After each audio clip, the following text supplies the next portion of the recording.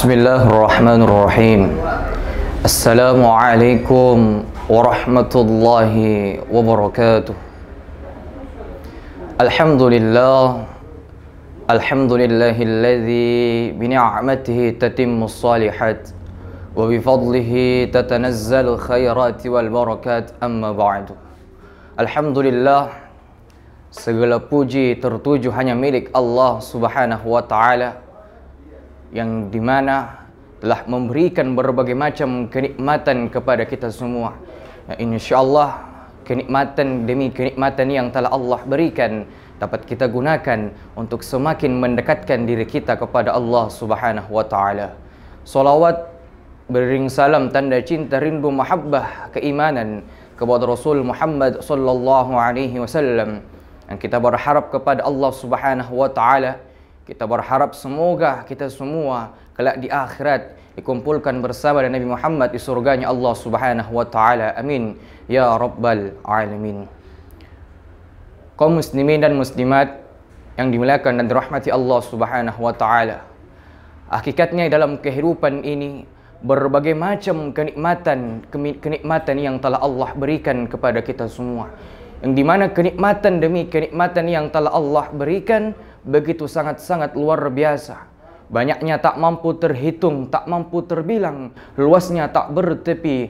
Sehingga dalam Al-Quran Allah mengingatkan kepada kita semua, wa in ta'uddu ni'matallahi la tuhsuha. Allah mengatakan sekiranya orang-orang yang telah diberikan kepadanya kenikmatan lantas ingin menghitung-hitung kenikmatan tersebut, maka niscaya kata Allah Subhanahu wa ta'ala, la tuhsuha, mereka tak akan sanggup untuk menghitungnya. Lalu banyak persoalan dalam kehidupan ini. Muncul pertanyaan, kenikmatan apa yang harus senantiasa kita minta kepada Allah? Maka yang pertama harus senantiasa kita minta kepada Allah ialah nikmat kesehatan wal afiat. Mana yang dimaksud dengan nikmat kesehatan wal afiat? Nikmat kesehatan adalah nikmat yang Allah berikan kepada kita semua. Ada orang yang sehat namun tidak dirukalkan untuk beribadah kepada Allah Subhanahu wa ta'ala, maka sehatnya belum disebut nikmat wal afiat. Maka kita minta kepada Allah Subhanahu wa ta'ala agar Allah senantiasa anugerahkan, titipkan kepada kita semua yang namanya nikmat sehat wal afiat. Karena ketika kita ingin dekat kepada Allah, kita ingin beribadah kepada Allah Subhanahu wa ta'ala, maka tentunya kita butuh yang namanya kesehatan. Lalu kemudian yang kedua, nikmat yang harus senantiasa kita minta kepada Allah ialah nikmat kesempatan.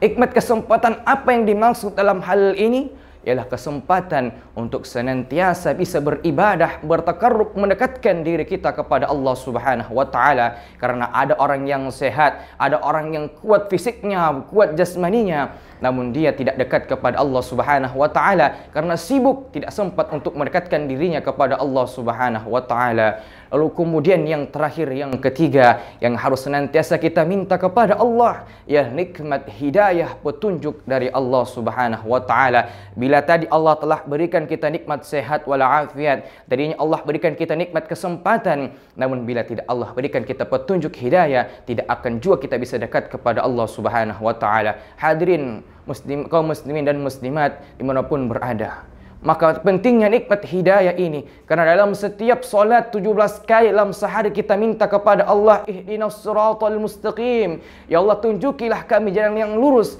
Apa yang dimaksud dengan jalan yang lurus? Yaitu hidayah, petunjuk daripada Allah Subhanahu wa ta'ala. Nikmat tadinya sehat, tadinya Allah berikan kelapangan, kesempatan untuk beribadah kepada Allah, juga tidak akan bisa digunakan ketika tidak Allah berikan nikmat hidayah. Maka pentingnya kita minta kepada Allah Subhanahu wa ta'ala ketiga nikmat ini. Karena mengapa? Untuk mendekatkan diri kita kepada Allah, untuk bertakarrub, berdekatkan taat kepada Allah Subhanahu wa ta'ala, itu pasti dan pastinya butuh kenikmatan yang Allah berikan kepada kita semua. Yang dimana ketiga-tiga nikmat ini sudah Allah titipkan kepada kita semua. InsyaAllah ketika kita masuk di bulan suci Ramadan, bahkan kita telah memasuki bulan suci Ramadan, maka banyak hal-hal yang bisa kita manfaatkan, waktu yang bisa kita gunakan yang lapang untuk semakin memanfaatkan diri kita semakin dekat kepada Allah Subhanahu wa ta'ala. InsyaAllah Dengan kedekatan kita kepada Allah Subhanahu wa taala, senantiasa kita minta kepada Allah berbagai macam kenikmatan, yang terpenting jangan lupa hanya minta nikmat kepada Allah Subhanahu wa taala, namun senantiasa kita bilang kepada Allah, minta kepada Allah agar kita mampu manfaatkan kenikmatan demi kenikmatan tersebut untuk semakin mendekatkan diri kita kepada Allah Subhanahu wa taala. Kaum muslimin dan muslimat dimanapun berada, maka hakikatnya tadi ketika kita sudah diberikan kenikmatan oleh Allah Subhanahu wa taala, berbagai macam kenikmatan tersebut, maka patutnya kita bersyukur kepada Allah Subhanahu wa taala. Apa yang dimaksud syukur kepada Allah? Apakah syukur itu hanya sekedar dia bersyukur dengan mengucapkan alhamdulillah dengan lisannya?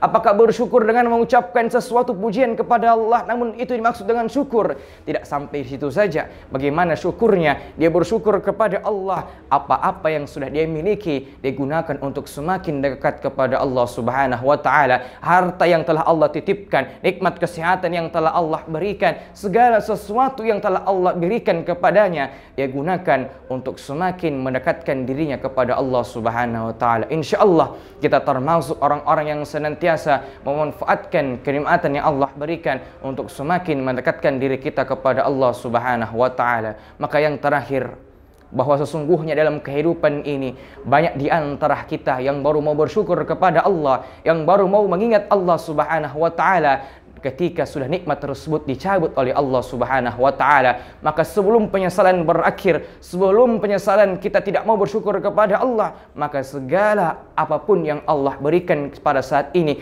bukan dilihat dari berapa banyaknya atau sedikitnya, namun seberapa banyak syukur kita kepada Allah Subhanahu wa taala. Ini yang dapat kami sampaikan. Insyaallah kita minta kepada Allah, kita semua tergolong orang-orang yang bersyukur kepada Allah Subhanahu wa taala. Amin ya rabbal alamin. Demikian, wassalamualaikum warahmatullahi wabarakatuh.